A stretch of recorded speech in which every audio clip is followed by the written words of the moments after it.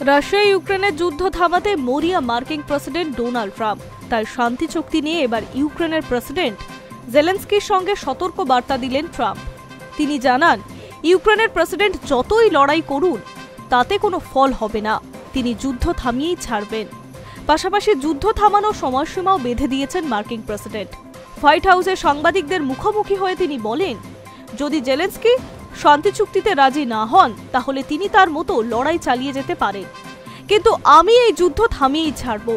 আগামী 27 নভেম্বরের মধ্যে ইউক্রেনকে রাজি হতেই হবে। তিনি আরও বলেন, শান্তি চুক্তি আমাদের চূড়ান্ত পদক্ষেপ নয়, যদি তা কার্যকর করতে কোনো জটিলতা তৈরি হয় তাহলে অন্য পথ আমাদের কাছেও রয়েছে, আমরা শান্তি স্থাপন করব।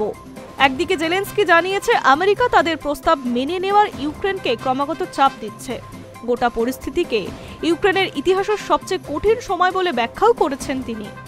উল্লেখ্য, 3 বছরেরও বেশি সময় ধরে রাশিয়া ইউক্রেনের যুদ্ধ জারি রয়েছে। মার্কিন প্রেসিডেন্ট ডোনাল্ড ট্রাম্প এই যুদ্ধ থামাতে চেষ্টা করলেও বিশেষ সমাধান রাস্তা বের হয়নি।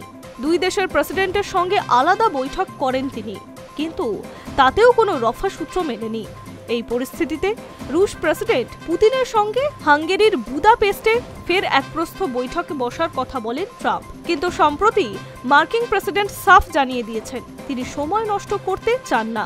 এই পরিস্থিতিতে এবার যুদ্ধ থামাতে জেলেনস্কিকে চাপ দিতে শুরু করল আমেরিকা। High news network.